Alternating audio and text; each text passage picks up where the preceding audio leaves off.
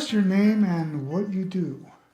My name is Barbara Renowden. Right now, I am retired. Where were you born and when? I was born in Lawrence, Kansas, Rock Chalk Jayhawk, in 1946. So I'm pretty old now. I got you beat. Okay, tell us a little bit about your life growing up. Growing up, that's interesting. In Lawrence, Kansas, of course, I graduated from high school in 1964.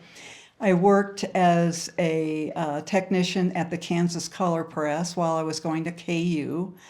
After that, I managed a stereo operation for 5 years, and then I came to visit Silverton in 1974. And at that point, I sold my house and moved back to Silverton. So what was the big attraction of Silverton? You know, it just grabbed me like it does people sometimes. I love the quietness, the smallness. It was a sense of security here, away from everything. I like the idea that we only had, at the time I moved here, we had one television station, and the guys had to go up the mountain after each snowstorm and reset the antenna so we could get that. Then we got two stations. Okay. Can you talk a little bit about your education, the school, college, tech school, anything like that? I went to Lawrence High, as I mentioned. Then I went to the University of Kansas for 2 years. And then I moved out here. Of course, when I went to work for MSHA in 1987, I had a lot of schooling going on there.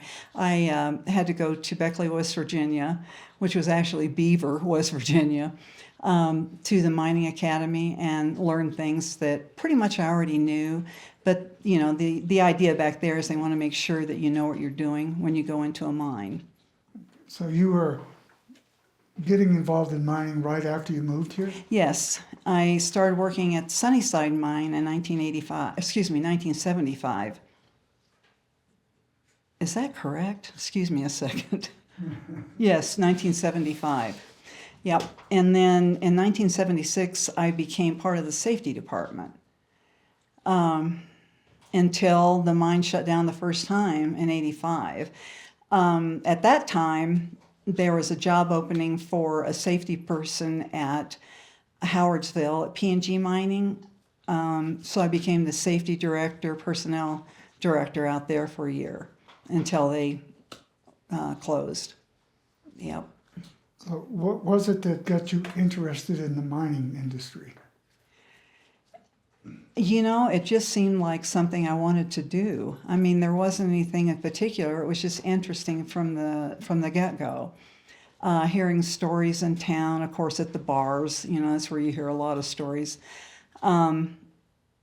It just clicked with me. When I was working in the office, I was doing a lot of the accident reports, and that really intrigued me. So when an opening came open on the safety department, I begged actually to see if I could fall into that position as the assistant, and they did give me that opportunity. Mm-hmm. Could you tell us a little bit about exactly what is MSHA? MSHA is the Mine Safety and Health Administration. It's a regulatory agency. Prior to March 9th of 1978, it was MESA. They could go into a mine and write orders or citations, but there was no monetary fine behind it. In March 9th, 1978, MSHA took over, and every piece of paper they wrote, there was money behind it. So we had to be exceptionally careful with violations underground and in the mill, and of course in the surface operation too. It was interesting because a lot of the mine inspectors came from different parts of the country. Maybe they worked on the surface, maybe they worked in a lab. So they were learning as they went along too. And I was too, to some extent, when I went to work for them. Because the only thing I was familiar with when I went to work for MSHA was underground mining. Did you have any specialized training for the job? Or? No, just learn as you go. As you go. Okay. So it kind of tells us why you came here. What other kinds of work have you done throughout your life, both paid or at home? Well, right now I'm sewing and making things for sale. When, like I mentioned before, I was in a magazine factory for a couple of years, and then I managed a stereo operation, a stereo store. He did around the country, sold stereo items. So there were 3 different divisions that I was in charge of. And then I came out here and became interested in mining. So really, I haven't had that many different jobs throughout my life. Okay. I already got that one. Which mines did you work in? I worked at the Sunnyside mine up at Gladstone, P&G mining out in Howardsville, and that's it for actual mining. And then when I went to work for MSHA, I was everywhere. Coal mining, surface, underground. Which did you like best? Well, I like underground best. It's, since I started out in underground mining, it was more like I was more comfortable. I wasn't that familiar with surface operations, but I became very, very knowledgeable after a while. We went up to the Powder River Basin in Wyoming, northern Wyoming. The equipment up there is enormous. I rode around in it looked like a 2-story house with a young lady that was operating this truck. It was a haul truck. So yeah, mining in general is very interesting. Did you find that you had any problems being a woman working in a man's trade? I kind of put that aside in the closet. Yes, I did, but I never. I like to say that I never let them see me cry. I mean, I just had to. You get tested if you're not in your own element or your familiar element. They do test you.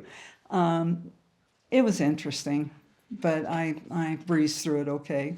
Good. That's good. So at the various mines that you did work in, what were they mining? At Sunnyside, gold primarily, copper, lead, zinc. Out at the P&G mine, I believe they were mining. Well, actually, they hadn't really started doing much before I was no longer working there. But I think it was gold. I was more involved with personnel and trying to put together programs for the miners. I did a lot of training of the miners, so I wasn't out in the field very often. When you say programs, these are like training programs? Mm-hmm.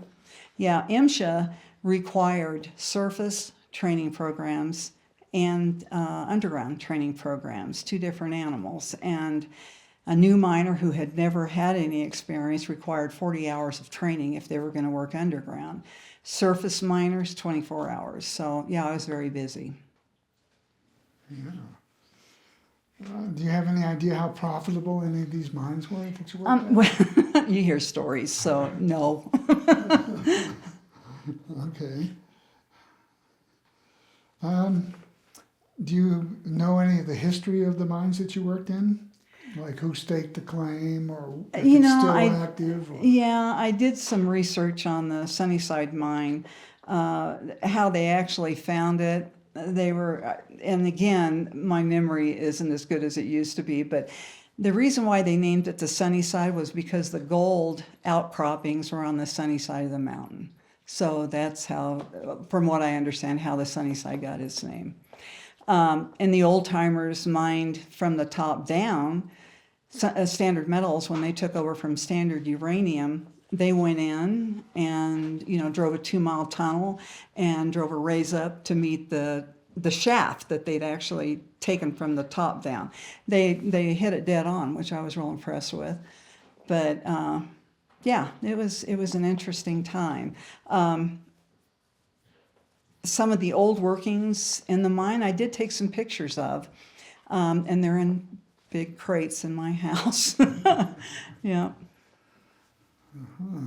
So when you call them old workings, that was Sunnyside came in and bought up somebody else's claims, basically?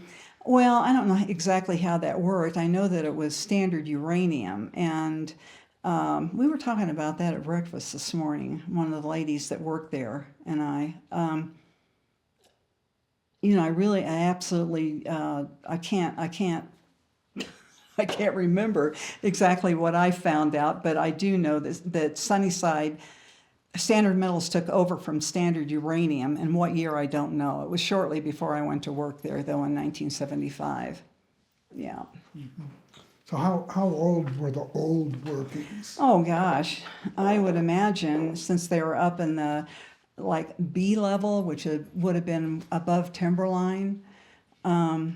We found a honey bucket. It was a track-mounted toilet with a crystallized roll of toilet paper sitting on it. It was really interesting.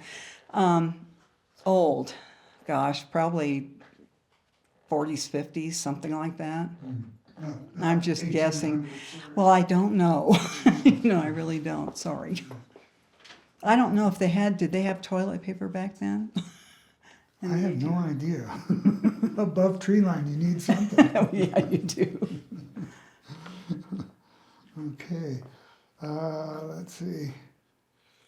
So basically, you were a safety officer and setting up programs for the miners to be trained. Mm-hmm. Okay. And so what special skills and abilities and techniques or methods did you have to know to do your job? You had to understand what you were talking about when you trained miners. Again, you're being tested a little bit by the guys that have mined most of their lives. But, we had to do annual refresher training every year, 8 hours. And they meaning MSHA, didn't specify how much time you needed to spend on each of the subjects. So I would put on first aid practicals in the mine, and I was an EMT at the time, and I would train some of the local EMTs in town to go underground with me, and we had different situations set up, and they would monitor them and train the miners. If they did something that wasn't quite right, they'd make them back up and do it again, and it was good because I trusted the miners.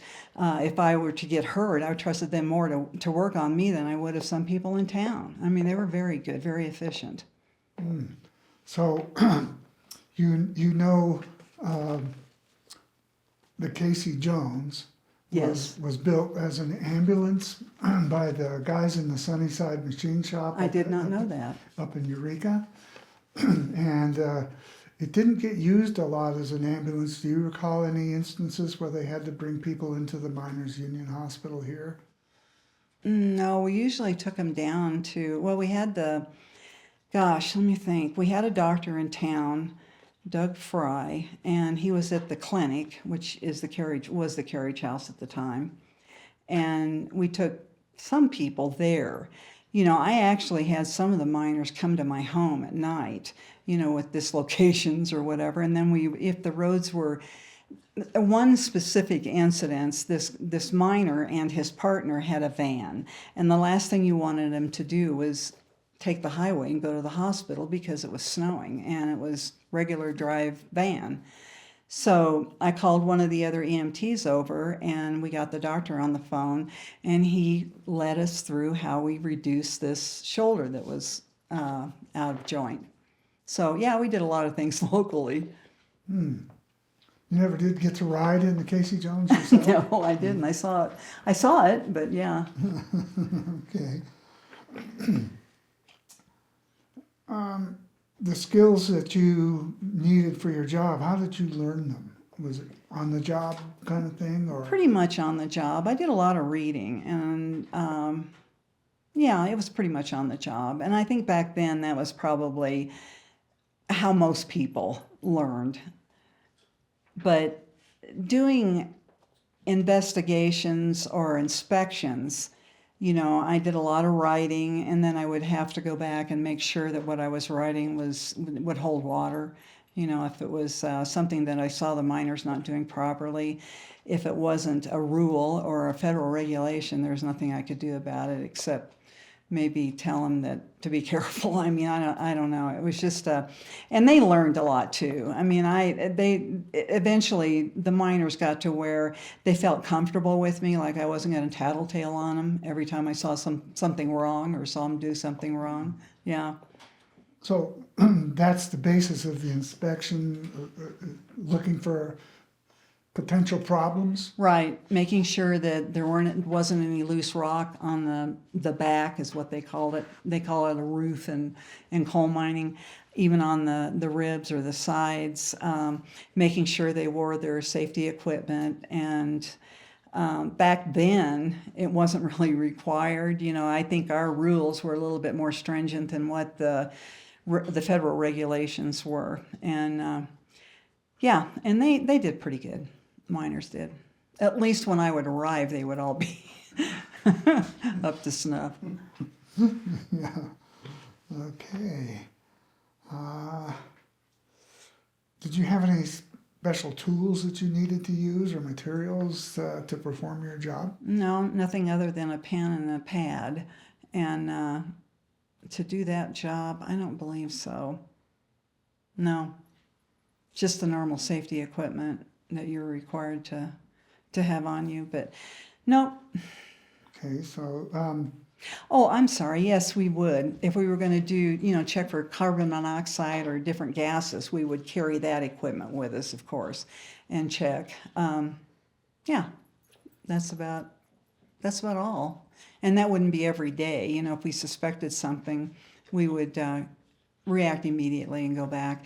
You know, the miners were complaining about water coming in the mine. This was the 2580 stope up on the letter C level at the top of the mountain. So 3 of us went up there, and there was a fracture in the walls that you could actually climb up into, and we did, and there was a bunch of, we were under Lake Emma at the time, and that was a week before it came in. So we were pretty lucky and stupid at the same time. But how close to the lake do you think you were? oh gosh, probably at that time I think it was 75 or 80 feet. Yeah. You know, and from what I understand, it wasn't the water that did the damage, it was the mud that came through the mine. It was awful. Yeah. Yeah, they spent quite a bit of time Yes, they did. cleaning it up. Yeah, they did. And the difference in the consistency of the mud at the Terry Tunnel at 10,500 feet, 11,500 feet, was more solid.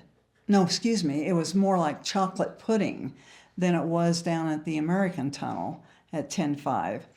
And I don't know whether it's because the water went through the mud coming out of the American Tunnel at the 10.5 wave. I don't understand why it was, but the guys would muck the mud and put it in the bucket and then fill in. You know, like I said, it was just like chocolate pudding in some areas. And they had a little over a mile to go in to the shaft. That was the whole purpose, was to muck into the Washington Incline Shaft. And down below, it was 2 miles to come in to the Washington Incline Shaft. Wow. That's a long ways underground. Yeah. Okay. Can you think back of any accidents that occurred while you were working? Yes, we had one fatality while I was working there, and it was just an oversight, I would say, on the part of the miner who was killed. He just, I guess he was in a hurry or something. And they'd been driving a raise, and when they blasted, they would put what they called a button board up to block off the area where they blast. And the normal procedure was to take the button board off and put air in there, compressed air, and air it out to get rid of the gases. And he didn't do that. He went in and was overcome immediately. What kind of gases? Carbon monoxide, yeah, mainly. So what would be producing carbon monoxide in the mine? The blasting, Oh, yeah, the the blasting gases, yeah, itself. yeah. Wow. Didn't know that. Okay. Any other accidents? Yes, we had a lot. There were some there were some interesting accidents. During one of the shutdowns, I was operating the 2500 hoist, which was at 11,500 feet. It was on F level, which is the main working level. It was a short crew, and here comes the supervisor. I could see him coming, I hear him splashing through the water and coming towards me.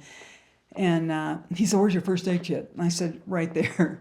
And I said, "What's going on?" He said, he didn't say anything. He didn't even respond. He takes off, and pretty soon here he comes around the corner again and says, "Where the hell are you?" And I said, "Well, I'm right here."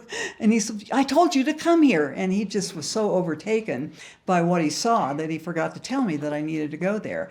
One of the guys was using a drill steel. Drill steels are solid, and they're heavy. Using a drill steel instead of a scaling bar, which is aluminum with a steel tip, to bar a rock off of the grizzly rail. Are you familiar with the grizzly? Okay. And when the rock moved, it caused the drill steel to hit his face, and it tore his nose off and laid it over here. Yeah, so when I got to him, he was almost solid across here. You know, he's all swollen. Yeah, so that was an interesting one. That was on night shift, and we did have an ambulance at the mine. It was a van converted into an ambulance. And normally what we do is meet the town ambulance in town. Gosh, what else? And when was that? Oh my gosh, it had to have been in the 80s. Yeah. I think probably 83 or 84 or something like that. That was a long time ago. Don't remind me. Okay. Do you know anything about the Mayflower tailings dam failing? No, other than I was working there at the time. I think I was working in the office. That was in 75. Was it in 75 or 76? Marge Baudino had been working for the company for a lot of years, and that was when the office was out where the power station is. Well, the office now is a visitor center. Okay. She said that she didn't notice anything because it was dark when she came to work, but when she went into the office and looked out the window looking north, it was just solid tailings pond. It just came right by the office and didn't hit it. It was really interesting, but I don't know what caused it. I wasn't privy to that information back then.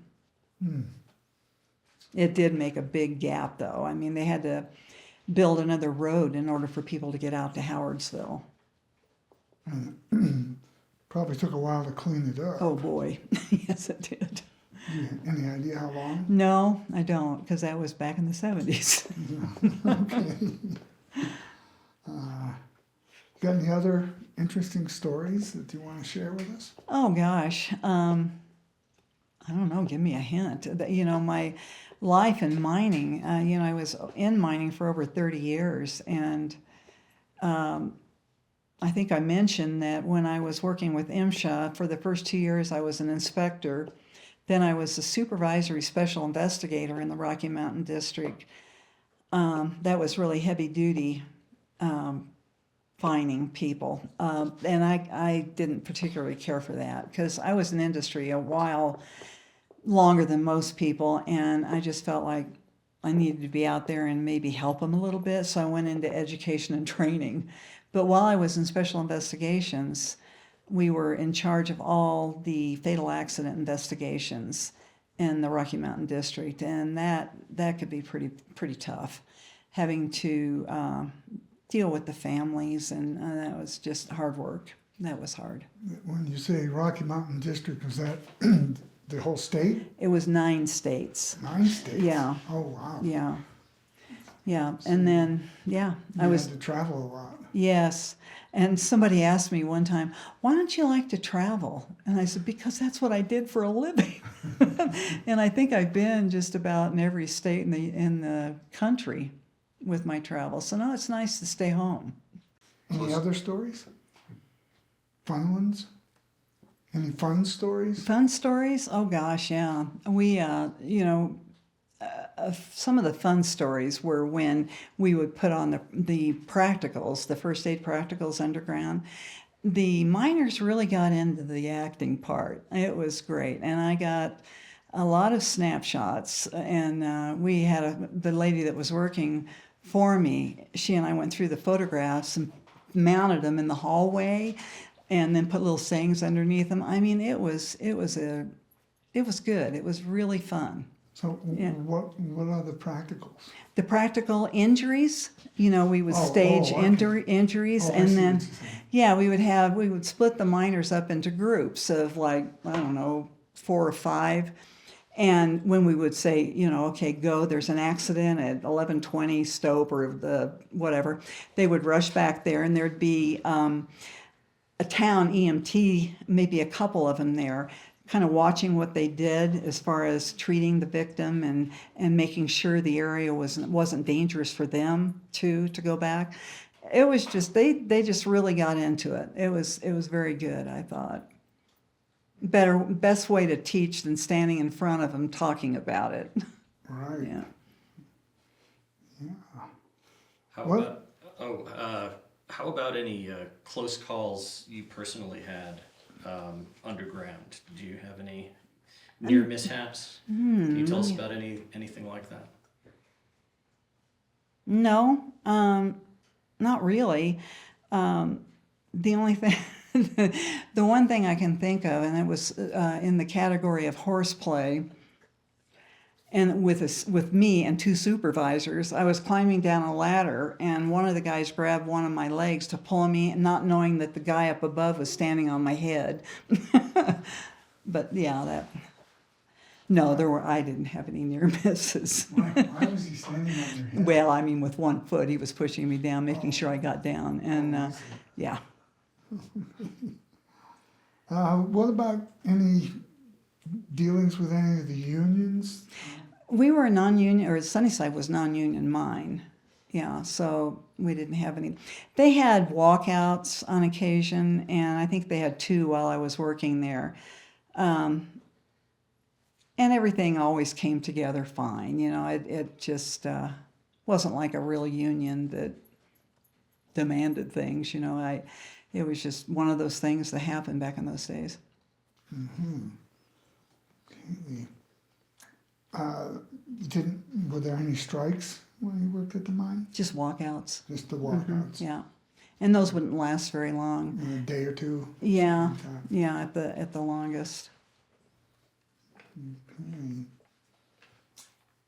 How do you feel the opening and closing of the mines has impacted Silverton? Silverton right now, with no mining going on, is just a different place to me. When I retired, we moved back here in 2009, and the mountains were the same.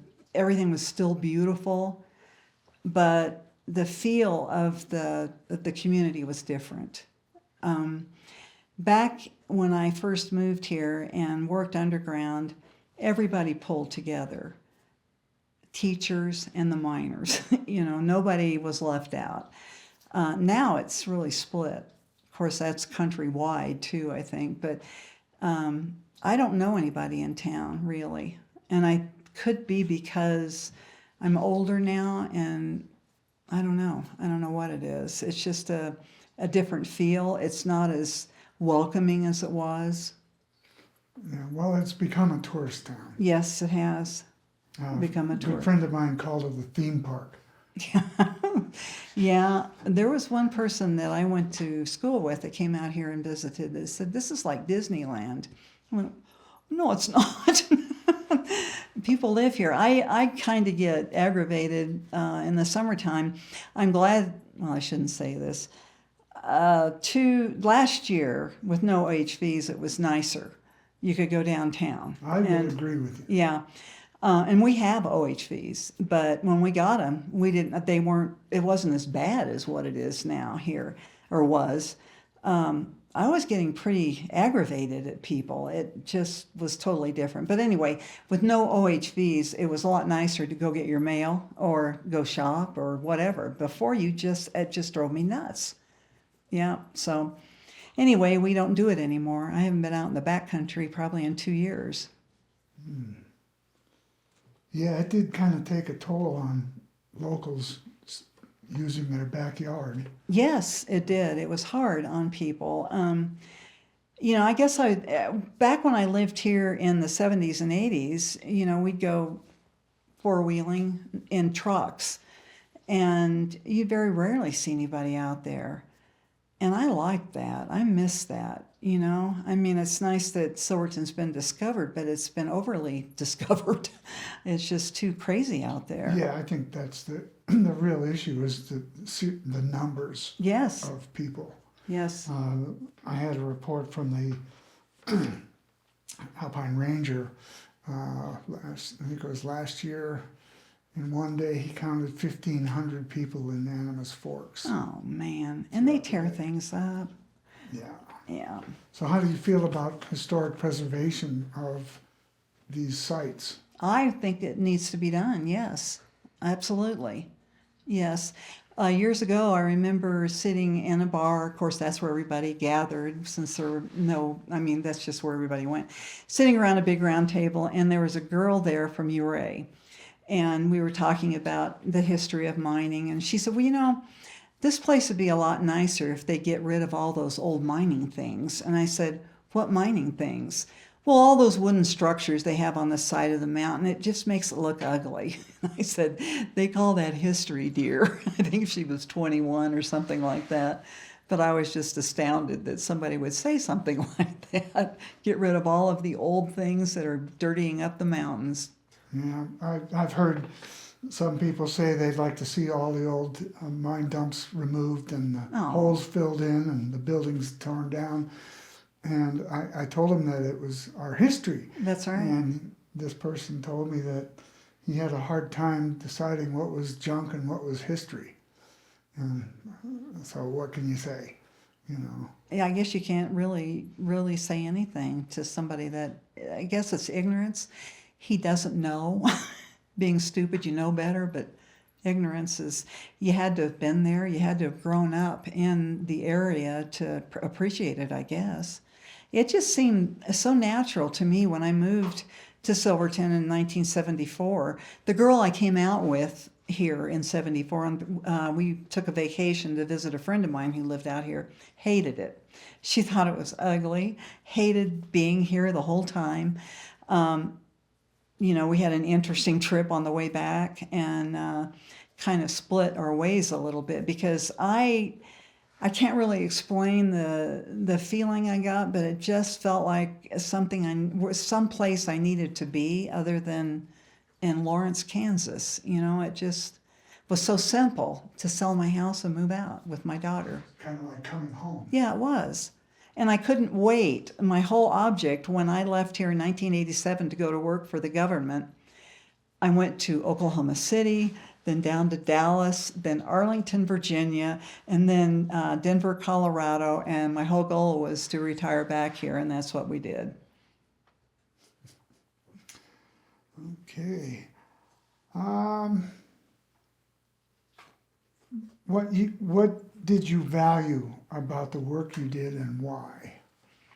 I think mining is very valuable. Mining is something that needs to continue. This country needs to take advantage of what we have here rather than going out of the country and buying it from other countries. I don't understand why we're doing what we're doing, but we're just missing out on our independence, I guess. I looked at my husband this morning and I said, after listening to some of the news, I said, I don't know where this country's going. It just seems off now. We're not independent and we're allowing too many weird things to go on. The crime rate's horrible, the borders open and it's just been nuts. Yeah. So Silverton is kind of like insulated from the madness, would you say? Well, yeah, as long as you keep your TV off.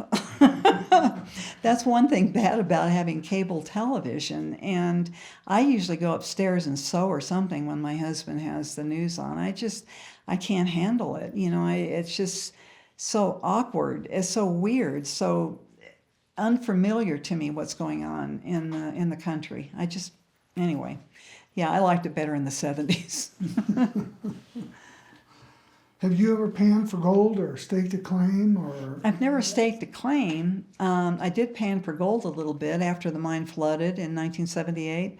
I was walking, I talked to my boss, and he said, why don't you walk down as far as you can in the river, by the river, or the creek, and see if there's any indication of any powder that may be explosives that maybe got knocked into the water, and let us know if there is. I think he just wanted me to get away. Anyway, because I was on the safety department, we were one of those unnecessary evils. But it was interesting because I did see a lot of things that came out of the mine, little things, of course, but no explosives. But I did pan for gold a little bit. Yeah. Did you get any? A little bit, but it's so small that you have to be real careful or it'll wash away. Yeah. Yeah. And so tell us a bit about your family now, and who's involved and what do they do? My immediate family, I married my husband Ron in 1997.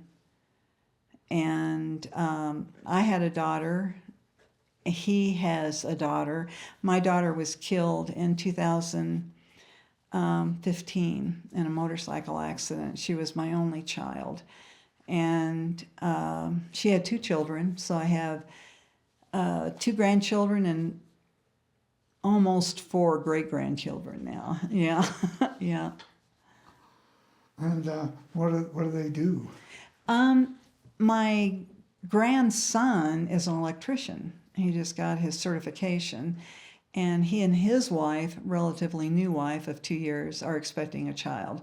My granddaughter is married, and she's pretty much on a little farm and raises the kids out there. I mean, it's really fun to watch. Watch your little granddaughter have a family, with 3 kids. It's just neat. Okay. And do you belong to any organizations, and what do they do? Oh gosh, I probably did. No, not anymore. I don't. I belong to the local organizations here, the Quilt Club, and I'm pretty active in that. Although we are losing a lot of history. A lot of the ladies are dying, or they're becoming ill and can't participate anymore. So, but you just form a bond with people that are older. They have so much information, and that's one thing I don't understand about. I appreciate this a lot because at least it's getting into the heads of people that have experienced life different from what they're experiencing now. And I know it bothers Zeke a lot. I worked with Zeke at the mine years ago. They don't think, well, twice I heard, and I actually read it on Facebook, where one of the local guys, was a bartender, said, once the old people in Silverton are gone, we can run the town the way we want. That was the second time I'd seen that. And that's sad. It is. I understand that there's young people that are in town that don't even understand why we need a historic district. That's right. Can you embellish on that? No, I don't. I walk away from people like that. I don't even want to get involved. I mean, that's just silliness. It's not even silliness, just stupid. How are these kids raised? They don't appreciate things.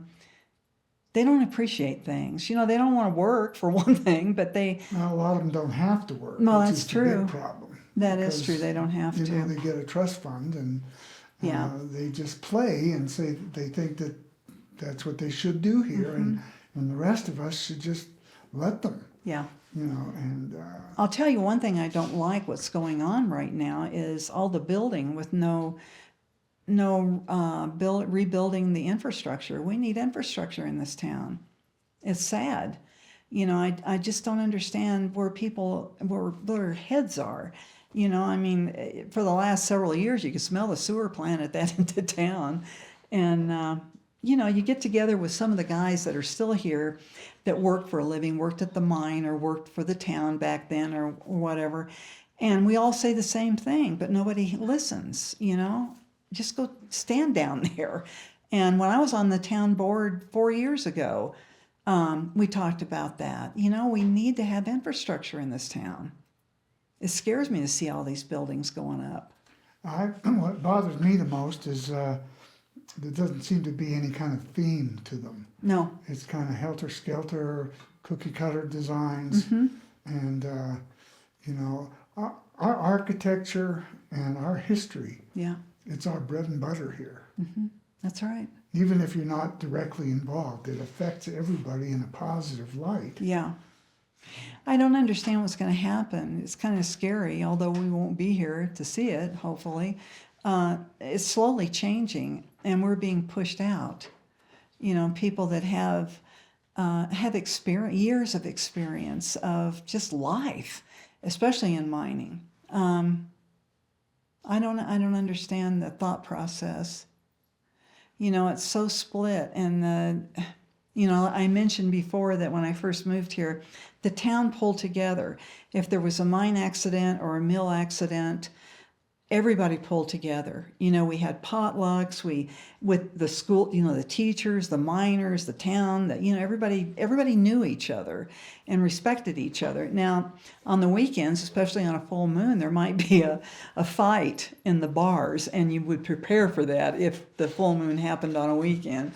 It was funny because a lot of the ladies would get their hair cut when the moon was full because supposedly it wouldn't split as bad.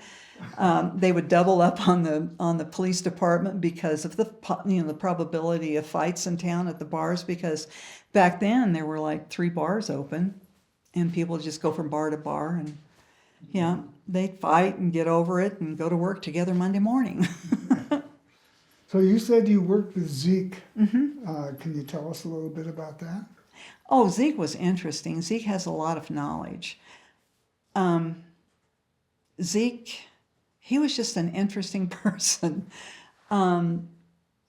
Geez, I had, Still is. yeah, I had a lot of respect for him and his brother Tom. But Zeke, Zeke was his own man. He was he would take the time and read and learn things, so we were doing things correctly. Although I did see him do a few stupid things, he was a miner, and so he was a good man to work for. He really was. When the mine flooded, he went back as a supervisor because we had several different crews that worked round the clock. So I was in charge of safety then, and he was, of course I'd use him a lot too because of his knowledge. But yeah, he's one of a kind. He's an artist. He's amazing. He is. Yeah, I've worked with him for 12 years, closely. Yeah. And I think probably the best compliment I ever got was when he called me his partner. Oh. Because, in the mines, your partner depends on you to save his life. That's right. That's exactly right. So he's a great guy. Yeah, he is. He's responsible for quite a bit of this museum. Well, I can see that. Yeah, he's amazing. He's going to be sorely missed by us, when he goes. I just wish that the younger generation would value what we see or what we've experienced, but they just don't. They're not interested. I found that, having been involved in museums for about 30 years, that most people don't even think about the history until they're almost retired. They're too busy raising a family that they can't volunteer, but people like Zeke are in it from the get. Right. As far as volunteerism in town, I was an EMT for 9 years, 2 of which were with MSHA, but I was on call 24/7 at the mine, and then I was part of the ambulance group, so I was busy, but between the town and the mine. And that was all volunteer. Nobody got paid. And there were probably 35, 40 of us ready to go at any time. I asked one of the commissioners one time, I said, why is it now that everybody wants to be paid? You know, what happened to, I'll do it because I love doing it.